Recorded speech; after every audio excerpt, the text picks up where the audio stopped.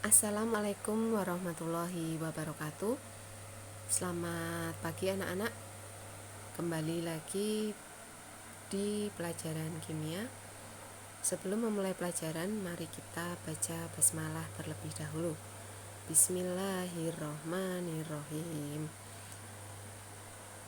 Baik, untuk pertemuan hari ini saya akan menjelaskan melanjutkan materi minggu lalu, yaitu tentang kekuatan asam dan basa. Setelah sebelumnya kalian belajar tentang pengertian asam, pengertian basa, ciri-ciri asam, ciri-ciri basa, sifat-sifat asam, sifat-sifat basa. Untuk hari ini kita akan belajar tentang kekuatan asam dan basa. Suatu larutan yang jika dilarutkan dalam air, dia akan terionisasi sempurna atau alfa sama dengan 1, itu merupakan elektrolit kuat. Dan jika yang terionisasi hanya sebagian atau alfa kurang dari 1, itu merupakan elektrolit lemah. Sedangkan jika tidak ada yang terionisasi, itu termasuk non-elektrolit. Paham ya? Apa itu derajat ionisasi? Derajat ionisasi merupakan perbandingan antara jumlah zat terionisasi dengan jumlah zat mula-mula. Alfa itu rumusnya mol zat terionisasi atau mol zat yang bereaksi dibagi mol zat mula-mula.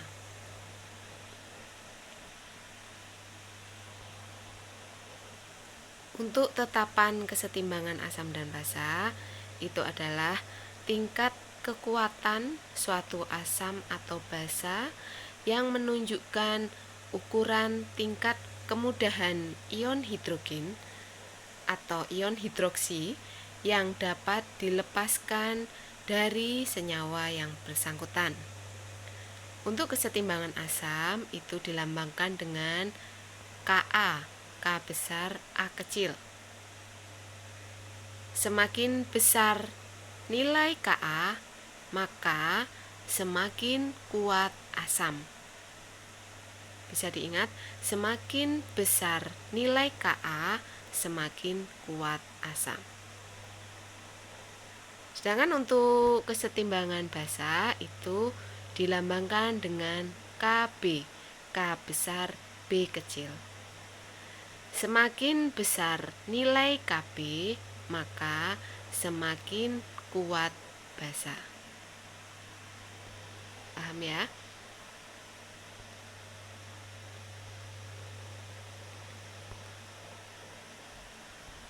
Nah, ini untuk asam kuat. Asam kuat berarti asam yang terionisasi menghasilkan H+. Ya, asam kuat termasuk elektrolit kuat. Dia terionisasi sempurna. Elektrolit kuat itu biasanya cukup kuat dalam menghantarkan listrik. Untuk rumus konsentrasi H+ itu adalah A kali M. A itu adalah valensi asam dan M itu adalah konsentrasi asam. Apa itu valensi asam?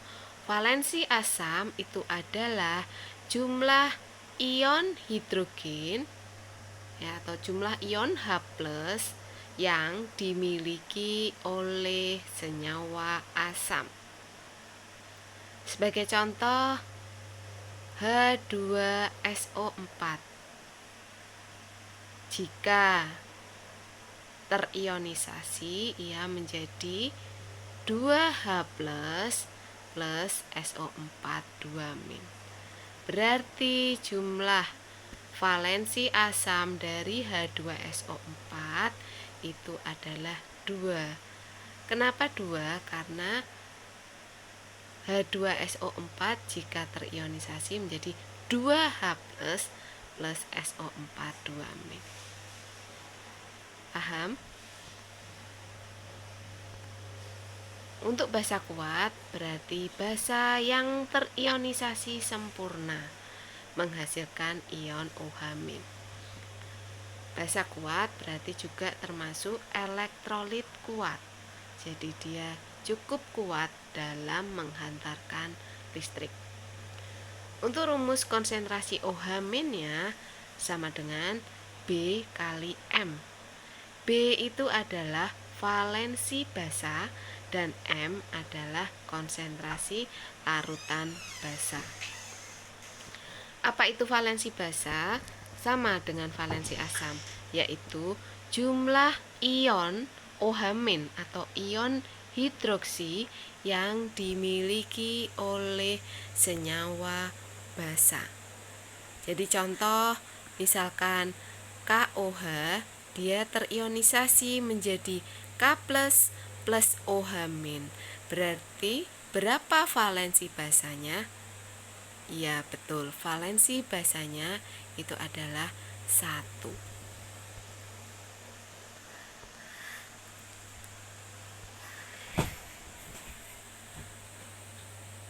Sedangkan untuk asam lemah itu berarti asam yang hanya terionisasi sebagian menghasilkan ion H+. Untuk rumusnya konsentrasi H+ sama dengan Ka kali M. Ka itu kesetimbangan asam ya, dikali M konsentrasi asam. Untuk basa juga sama, basa lemah yaitu basa yang terionisasi sebagian menghasilkan ion OH-. Rumusnya konsentrasi OH- sama dengan akar dari Kb kali M. Kb itu kesetimbangan basa, sedangkan M konsentrasi basa.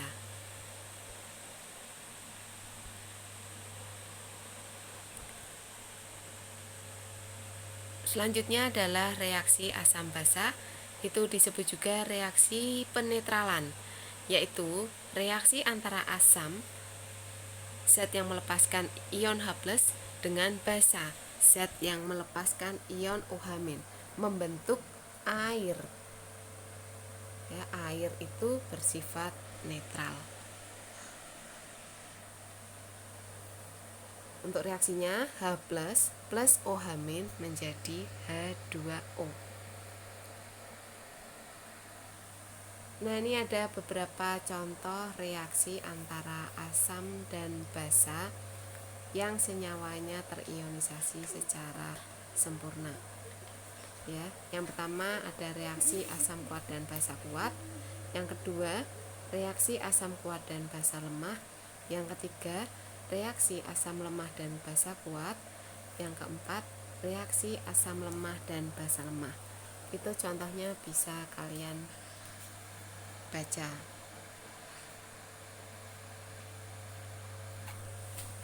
Selanjutnya ada derajat keasaman.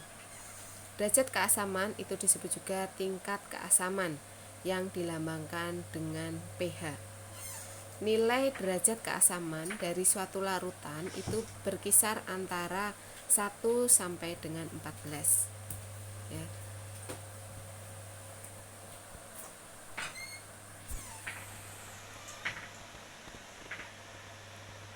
Untuk nilai derajat keasaman itu berkisar antara 1 sampai dengan 14 ya, tapi untuk sifat asam itu biasanya pH-nya kurang dari 7, sedangkan basa itu biasanya pH-nya lebih dari 7.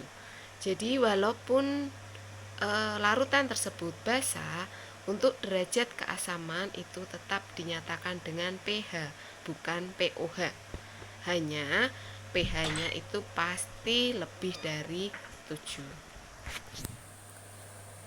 Untuk rumusnya pH itu sama dengan min log konsentrasi H+.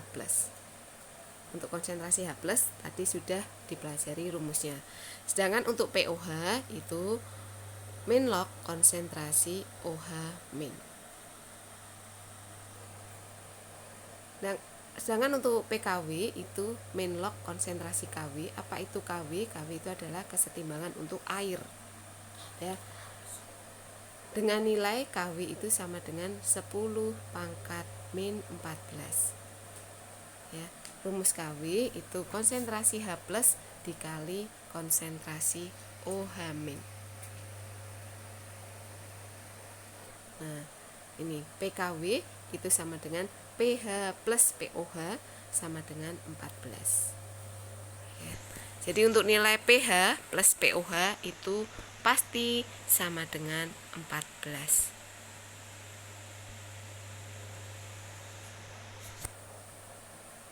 Selanjutnya ada contoh soal, ada 2. Silahkan kalian kerjakan sebagai latihan mandiri di rumah, tidak usah dikumpulkan. Untuk pertemuan selanjutnya akan saya berikan pembahasan dari 2 soal berikut.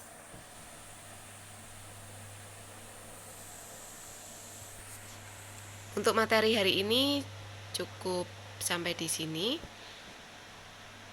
Mari kita akhiri dengan membaca hamdalah.